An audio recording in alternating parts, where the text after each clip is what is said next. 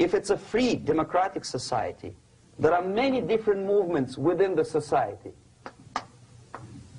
There are obviously, in every society, there are people who are against this society. They may be simple criminals, ideologically in disagreement with the state policy, conscientious enemies, simply psychotic personalities who are against anything.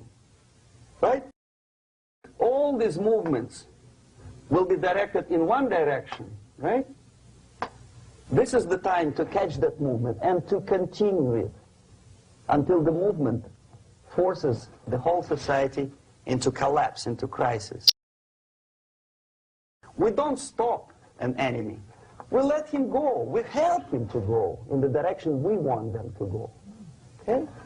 Obviously, there are tendencies in each society, in each country, which are going to opposite direction from the basic moral values and principles. To take advantage of these movements, to capitalize on them, is the main purpose of the originator of subversion.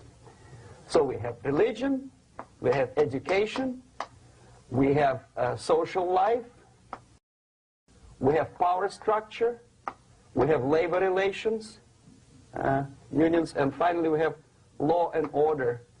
1, 2, 3, 4, 5, 6. Okay? These are the areas of application of subversion. What it means exactly? In case of religion, destroy it, ridicule it, replace it with various sects, cults, which bring people's attention, faith, whether it is naive, primitive, doesn't really matter.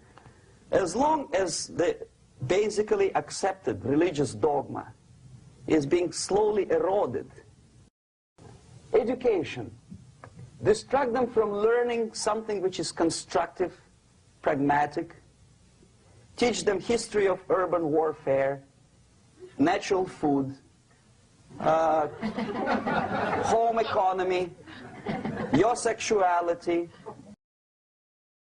anything, as long as it takes you away.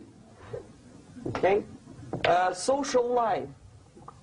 Replace traditionally established institutions and organizations with fake organizations. Take away the initiative from people. Take away the responsibility. Power structure. Okay, the natural bodies of administration, which are traditionally either elected by people at large or appointed by elected leaders of society, are being actively substituted by artificial bodies. The bodies of people, groups of people, whom nobody elected. Never. As a matter of fact, most of the people don't like them at all, and yet they exist. Do not have neither qualification nor the will of people to keep them in power, and yet they do have power. Okay. Together with that, there is another process. Law enforcement, law and order organization and structure is being eroded. For the last 20, 25 years, if you see old movies and new movies, you can see that a policeman, an officer of the United States Army, looks dumb, angry, psychotic, paranoid. A criminal looks nice, and he's unproductive only because society oppresses him. A policeman is a pig, rude policeman. He abuses his power. No? A generality, generalization like that. The hatred, the mistrust to the people who are supposed to protect you and enforce law and order.